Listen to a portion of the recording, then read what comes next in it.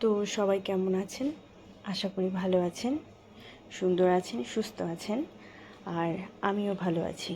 আমার ঘরে মাটির থালা ছিল, তো ভাবলাম যে বের করি।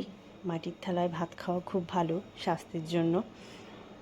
তো সেই জন্য আমি দুটো থালা বের করে ধুয়ে নিয়েছি। আর এই হাঁড়িতে কী আছে সেটা পরে দেখাবো।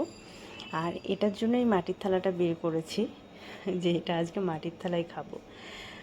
তো যাই হোক, এখানে একটু শসা, পেঁয়াজ, লঙ্কা কুচিয়ে নিয়েছি, আর একটু টক দই দিয়েছি, একটু ভাজা জিরের গুঁড়ো। আর এই যে প্যাকেটটা তো দেখিয়ে দিয়েছি, এটা একটা প্যাকেট দিয়ে ভালো করে একটু মিলিয়ে নেব। এটাকে কি বলে? রায়তা। তো বানিয়ে নিলাম। শসা ঘরে ছিল আর টক দইটাও একটু ঘরে ছিল, তো ভাবলাম একটু করে নিই। তো এটাকে বানিয়ে নিলাম। আর প্রচণ্ড জোরে জোরে বিদ্যুৎ চমকাচ্ছে, প্রচণ্ড জোরে।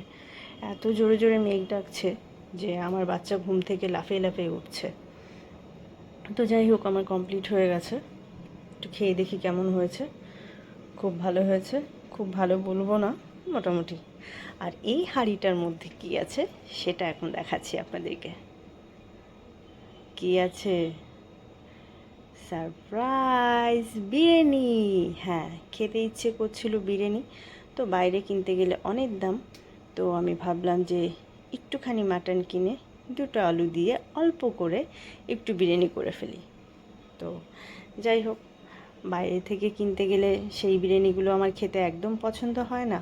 টাকার টাকা যায়, কিন্তু মন ভরে না। তো ঘরে করে নিলাম, মনও ভরবে, পেটও ভরবে।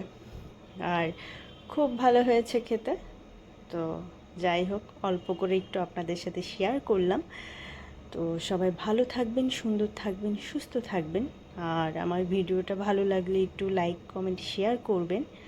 সবাইকে থ্যাংক ইউ। টাটা।